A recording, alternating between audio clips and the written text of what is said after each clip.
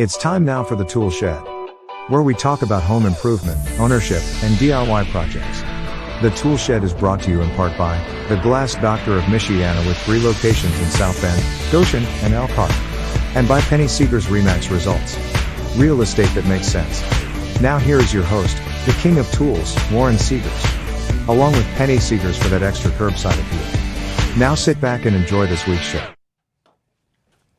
And welcome into the Tool Shed. I'm Warren Seegers. And I'm Penny Seegers. And it's Thursday night, meaning we're going to talk about home improvement and home ownership. As always.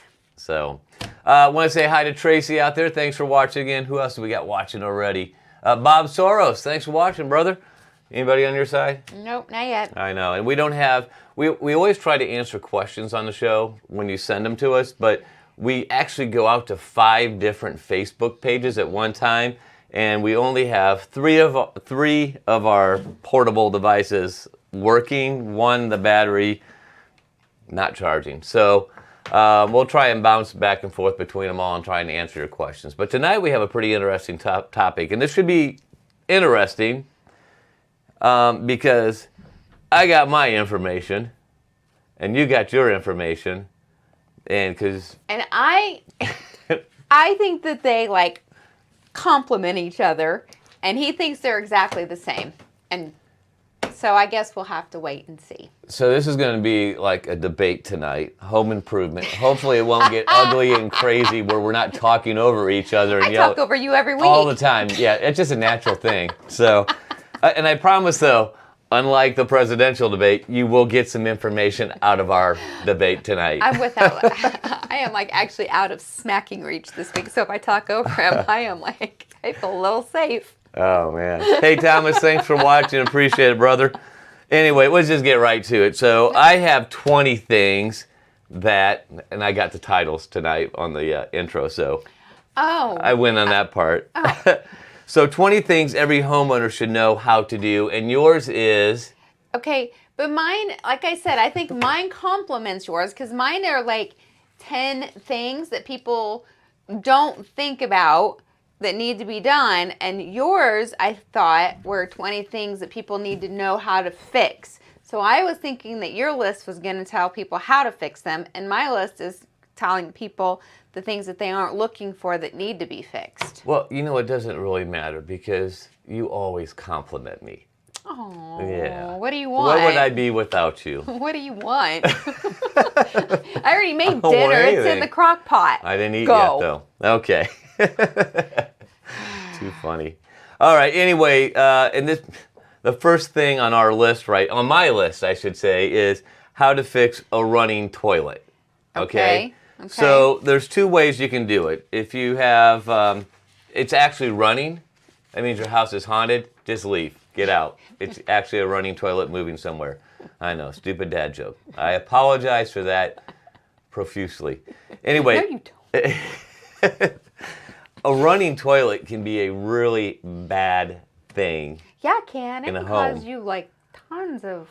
Because we've had that situation in, well, we have the second bathroom in a basement that's not finished. It's really a second bathroom. Right.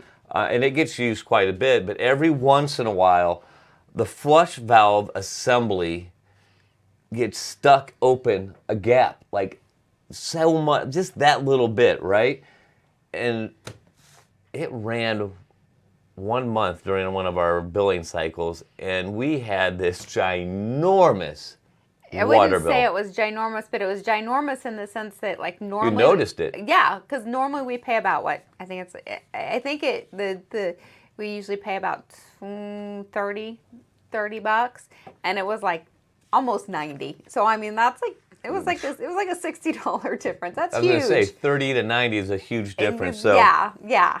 So, and most of the times with the toilet, it's just a matter of taking the lid off the toilet, looking in the back, shaking the chain, and it seals up again. It gets twisted in there. And there's different types of valve assemblies that go in there.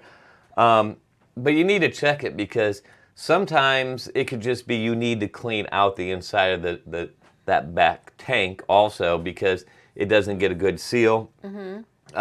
But if jiggling it, moving it around doesn't work, sometimes the handle gets off and you just need to tighten that up. But if those little simple fixes don't work, you're going to have to replace the valve assembly. Not a hard job. Most people can do it themselves.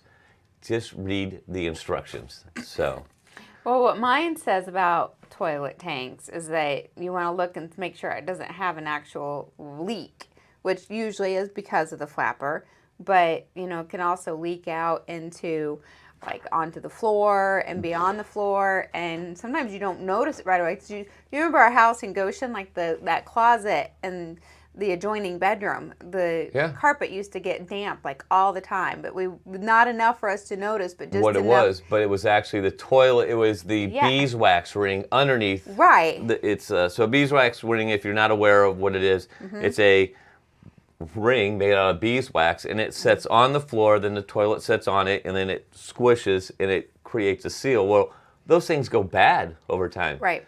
And it had just a slight leak, and it was just leaking perfectly, going down the back of the wall where you couldn't see it into one of the bedrooms. Right. And now, the smell wasn't because of poo, but it was because the water carpet and padding and was mildew. starting, and mildew was starting because it would just like get damp. Not enough. It was like wet all the time, but it was like you get in there and you're like, why is it just a little, like feel just a little damp? But what it says here to do to check that is if you suspect that your toilet is leaking, it says to put some dye in there, like red dye, and leave it for about an hour and then come back. And if there's obviously red water all over the floor, you might want to not use red. I mean, it might look a little bloody. Maybe blue. A nice green. I don't know, green. Anyway. The other thing that says that every homeowner should know is how to unclog a drain. And a couple weeks ago, we kind of talked about this. But that's really a really important thing. And the first thing, I don't like doing this. A lot of people, this is what they always do, but they get a clogged drain. The first thing they reach for is what? The Drano. The Drano, liquid plumber. And but it actually... you really don't want to hit it with a harsh chemical like that. And I actually have a way that you can do this that's a little bit nicer on the pipes, not as harsh, and it's environmentally friendly and all that kind of stuff, and probably works a lot better than going for the Drano. I don't think Drano and liquid plumber work. Only in the bend, and I can't remember what the bend off the top of my head is called, but that's where that really works. So that's the Drano and liquid plumber. It works on hair clogs because it's kind of like, what's the stuff that women use to put on their legs and it burns the hair off, whatever? Nair. Nair. Basically, liquid plumber is like Nair on steroids. It's interesting that you say that because mine says that you don't want to use like the Drano. It says skip using it because it uses a lot of acid. Yeah, and it to burns. Clean your, it to burns clean your and breaks drain, down the pipe or the hair. And over time, it will cause problems and damage to your plumbing. Yes. Not so much nowadays, but it still will break down PVC pipes. Right. But back in the day, when you had the old pipes, you have a little bit of rust in there, that stuff would actually just eat right through the pipes the rest of the way. My dad was not a liquid plumber guy. He would get mad if you used it. So, and a couple things you need to have, obviously, for a drain is you need to have the old plunger. You need to have a snake, and they come in different lengths. A snake is just like a piece of metal or plastic that you push down into the drain. It has these little barbs, and you pull everything out with it. I always recommend this. This is my friend. This is called a plumber's bladder, and you simply hook up a garden hose to your sink faucet, hook the hose up to this, and then you stick this down into the pipe, into the clean-out area, and then you turn it on, and it expands so it closes off the drain so no water comes back out, but it will also build up a higher amount of pressure, and it basically flushes and shoots out the clog in the sink. Now, what they're saying to do here, this is pretty cool. To clean it out, first you want to when you clean out a drain like that, it's been there for a while, it gets smelly. So to get the smelly gunk out, start off by putting a cup of baking soda in the drain. Yeah, I've done this one before. Okay, followed by 4 cups of boiling water. And then you chase it with a cup of vinegar. And if that doesn't work, chase it with a beer or 2 just to calm down because you're still dealing with a drain. That's interesting you say that because I haven't done that here for a while, but I used to do that at the old house all the time because I would like boil basically a coffee pot of water, when you would have like those refrigerator packs of the baking soda, kind of at the end of the month, I would just like grab those because you didn't have anything else you could do with those. So I'd throw it down the sink, boil a couple of things of water out of the Keurig makes it a little harder to boil a thing of hot water. I guess we could use the tea machine. But yeah, you just kind of throw it down there and I mean, I used to do it all the time. I don't know why I got out of the habit. But I haven't done that here. Yeah. But it works though. I mean, it's a good proven technique. Things you never want to put down your drain: potatoes, coffee grounds, and grease. Right. Well, never put ever. So like if you have leftover potatoes, don't put them in your garbage disposal and run them down because they just don't go anywhere. It's hard to wash them down. I never would have thought potatoes. Now, of course, we know the grease one because like mine says on the grease, it's like it's going to solidify in the pipes and you want to wash it. You know, if it does accidentally get in there, you want to wash it down with warm water because it usually solidifies even at room temperature. Right. Noodles also another thing you never want to put down your drain in your disposal because those it's just such because it's the flour and everything, it gets really heavy and it won't wash out properly, and over time it just keeps building up. So interesting. Well, anyway, we need to take a break here. Okay. Wow, we only got through 3 of these. We got 20 of these to go. We might have to go a little faster. So anyway, but let's say hey Regis. Oh my gosh, Regis is going to town on the jokes on. So if you want a good laugh, this guy's pretty funny. Go to the Edifice Venture stream and watch it and read his comments. Let's see. Note to self: never drink Penny's coffee. No, not a good thing. Hey, I make pretty good coffee in the Keurig. That wasn't very nice. Well, maybe he means just don't drink your coffee because it'll make you cranky. I might spike it. Yeah, don't drink the coffee. Anyway, we need to take a break, so we'll be right back with more 20 things that every homeowner should be able to fix. Don't go anywhere. Call the glass doctor.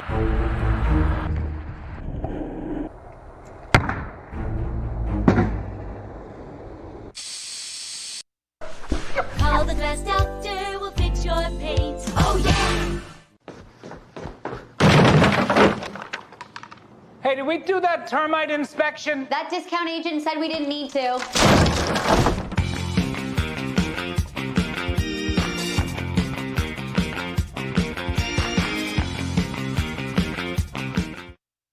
The VFW exists to ensure that our heroes receive the benefits that they're entitled to. Help that meets the everyday needs of soldiers and their families. When our troops are separated from their loved ones, we help connect them. When homes are in danger of foreclosure, we're there to assist. And the medical care of America's finest is always on our minds. Our programs remind the millions of troops, veterans, and family members that America is grateful for their service.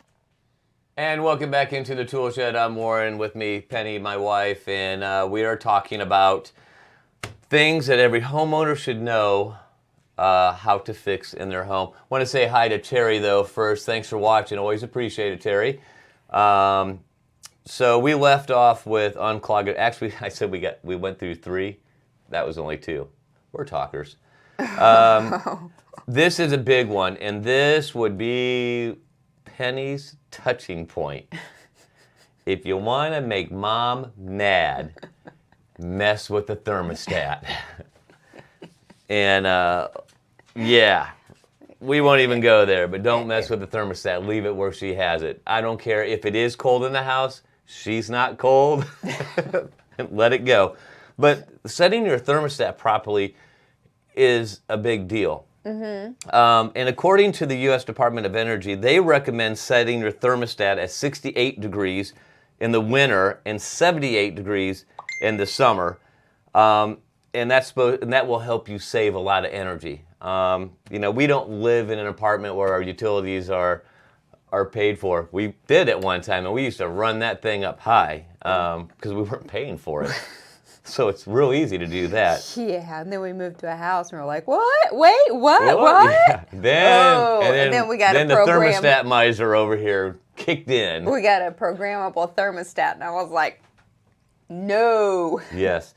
programmable thermostats are actually a good thing to they're have. very good. Now, another thing that they mentioned too, also about thermostats. So, and we have experience with this because we had a house that was vacant and we were selling it, and we turned the thermostat down. And now this would have been nice to know then, Right. because I know that we did turn it down below 55 degrees. Right. And they say never turn your thermostat down if you live in a cold environment Right. below 55 degrees, because you'll have problems with pipes freezing.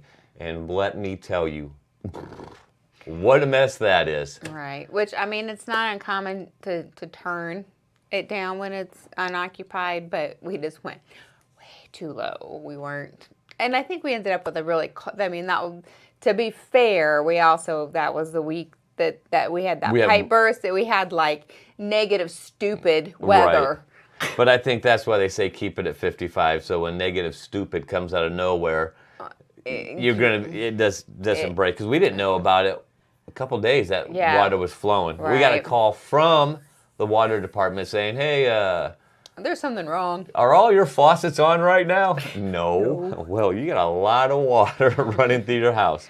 Literally, it was running through the house from the back kitchen all the way through the living room, right out the front door, down the street, it was like this big iceberg. It was almost like a glacier coming down the street. It was crazy.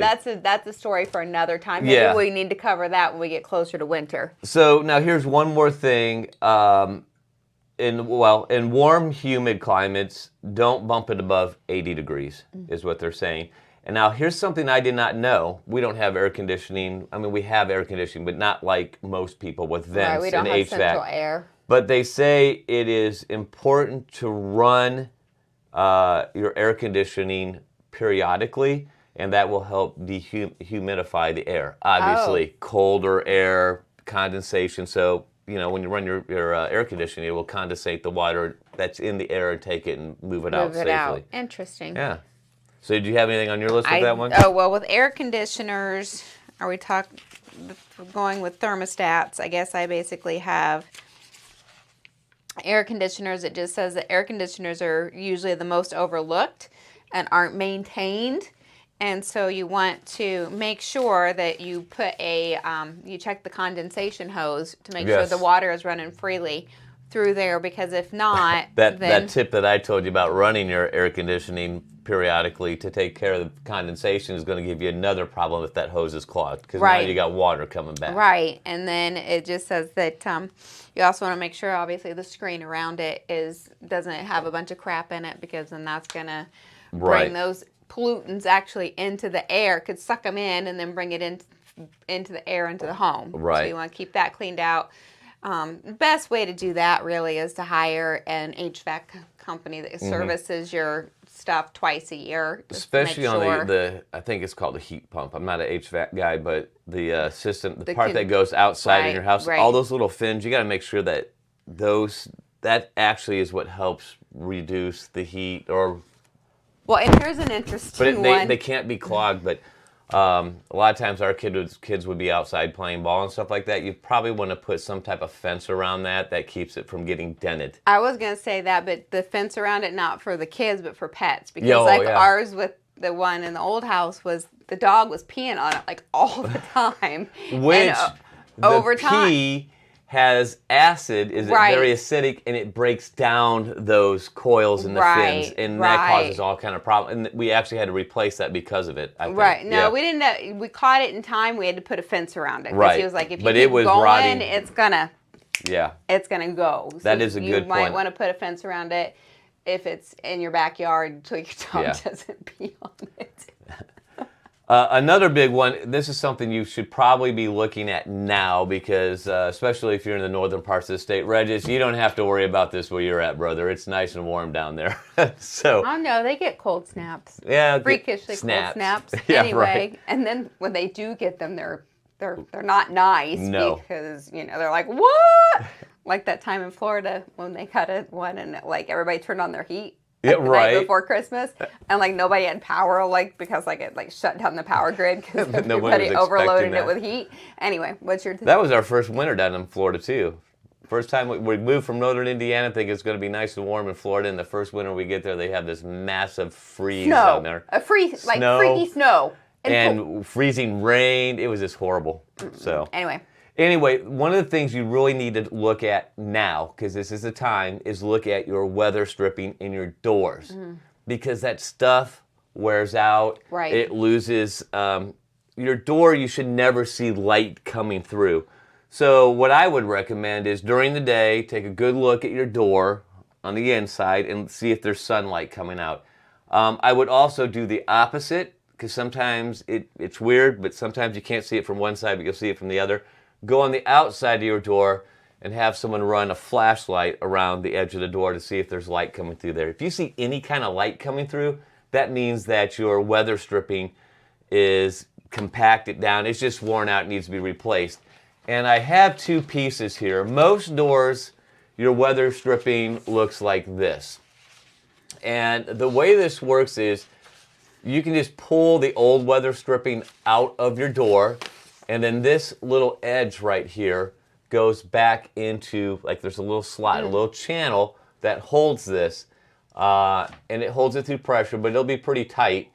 But what happens is, see how that's standing up there? This stuff over time will eventually just lay flat. And now you're going to be letting a lot of air passing through your door, which is going to cause your energy bills to be very inefficient. Even put stripping around your windows in the winter also. I have a different kind of door that you're supposed to make sure that the stripping is still good on. Can you guess what kind of door that might be? What kind of door? Is this a riddle? It is. Ah. Don't take too long, because I'm stumped. Refrigerator. You actually should check the seal on your refrigerator door too, because if you don't check the seal on your refrigerator door, then it could run inefficiently. So you want to put a dollar bill in there and close it, and if you can pull the dollar bill out, then your I seal never have heard of that. on the refrigerator isn't tight enough, and you're losing energy. Right after this show, I'm going to go do it. I know you will. And Did you do it already? No, I didn't. You need $1? You got to tuck a buck in the refrigerator. We're talking about a lot of weather stripping around here.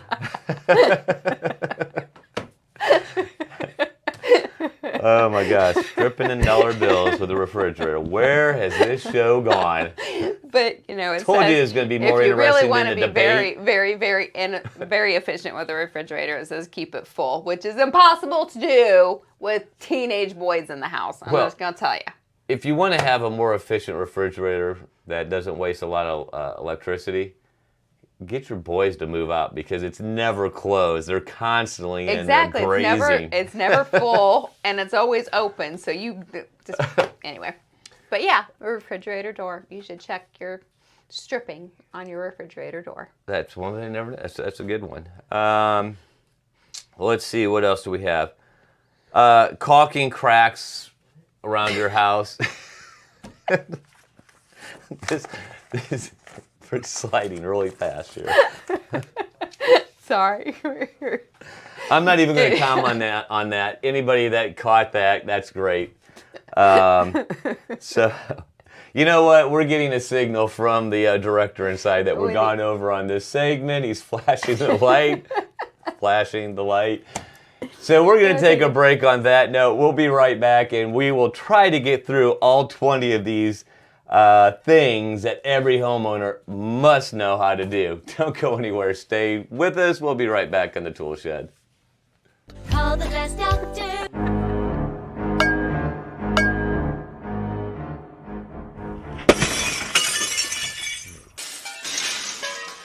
Call the glass doctor. We'll fix your paint. Oh yeah.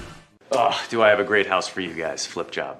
Oh no, yeah, the next door neighbors are lovely, frat house. It's got tons of personality, haunted. And I will be with you guys every step of the way, West Palm.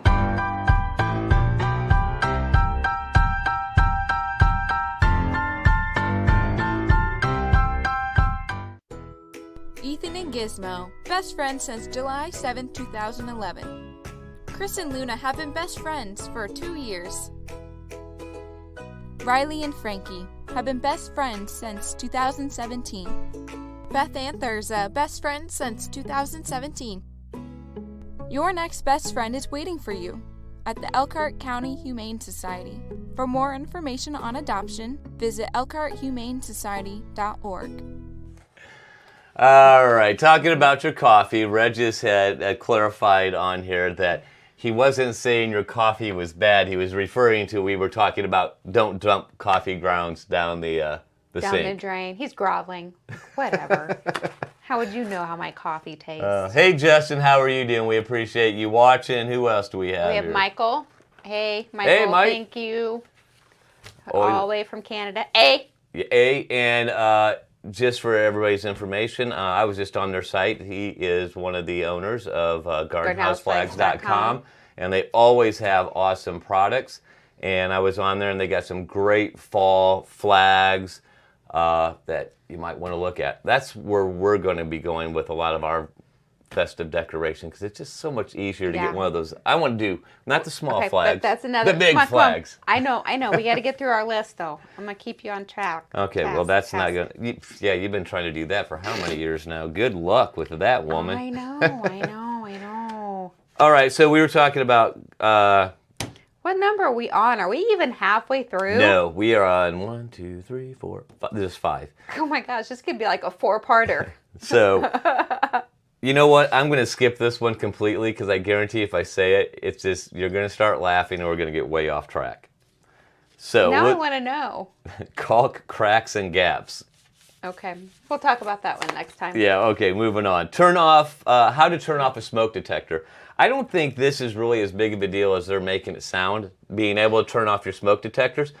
They go off, I get it, but most smoke detectors nowadays, you just push the button on one and it resets them all. Right, the reset button. Right. Yeah. Because all smoke detectors, according to code, have to be connected to a power source, which would be like from your electrical box. And the way that one goes off and it lets all the others know is it's through that electric line that they signal all of them to go off.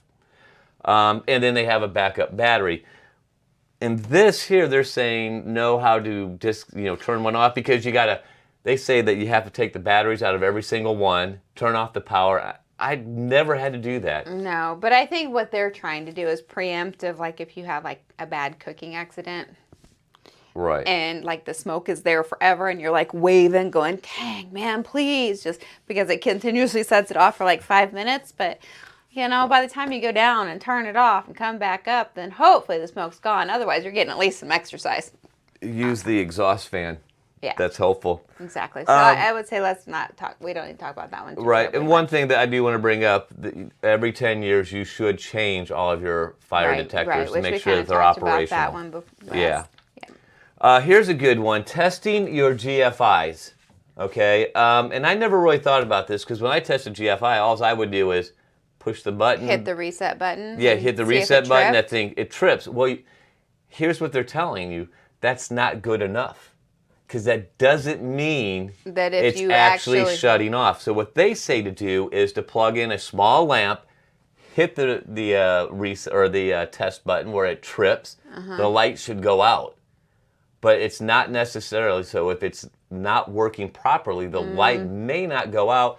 So the way that you would find out the alternative way that it's not working, and probably the worst way, is if you actually... I drop the hairdryer in the sink. Okay, so so when you're testing those, plug in a light to that plug, trip the GFI. Most GFIs, and I say trip the GFI like that because most GFIs are an outlet. They're right there. Right. We actually have a lot of our GFIs where we have it in the actual box downstairs. Yeah, and I've actually learned through inspections that that's not the best way to do it. You actually should have the individuals. Well, no, they can be daisy chained, but you need to have the reset button in the kitchen and not the breaker box. Exactly. The only reason why we did that originally is because it's cheaper to put one at the box and it meets standard. Yeah. But yes, you're right. Eventually, we are going to change those that they're wall GFIs and not in the actual electrical box. Let's see, what else do we... Oh, this is a good one. Clean your refrigerator coils. How many times have we ever done that? Oh, gosh. Like 0. Never. Never. No. And I had that one on here. That goes along with the, that one was here with the door seal. But it says to definitely vacuum those out. Yes. And the reason is because your refrigerator works harder if those are all dirty. Dusty and dirty, because those actually are used to... I think is when it's heating, it's dissipating heat. So if it's all clogged with dust and grime and stuff like that, it acts like the insulator, so it's not doing what it's supposed to do. Right. But they say, at least once a year you should pull your refrigerator out. The coils are either going to be on the back of the refrigerator, sometimes they're on the bottom. Right. So, but just a simple coil brush or a vacuum cleaner and dust them off. Right. So, anyway, hey, Justin, I think I said hi to Justin, but Patrick is also watching. Thanks, Patrick, for watching. Always appreciate it. I think we're probably about out of time. Actually, we are. So we're going to have to continue this next week. This is going to be a part 2, isn't it? It is. It's totally going to be a part 2.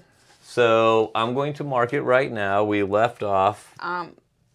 Did you want to talk about... Go ahead. You mark it. Go ahead. We're going to talk about... there is an upcoming event at the local VFW. They're doing Stop 22 is doing a trunk or treat event. It's October... Let me pull up the information here. October 23rd from 5 to 8. So, head over there to the VFW in Mishawaka. They've got... they're going to have stations set up. Of course, they'll be honoring all COVID restrictions that are, so they'll have different stations set up. It'll be all outside. They're going to have, I think, some marshmallow help the kids roast some marshmallows in the back. The adults will be doing that for them. But yeah, a nice, safe way, and they're just trying to raise awareness for local vet.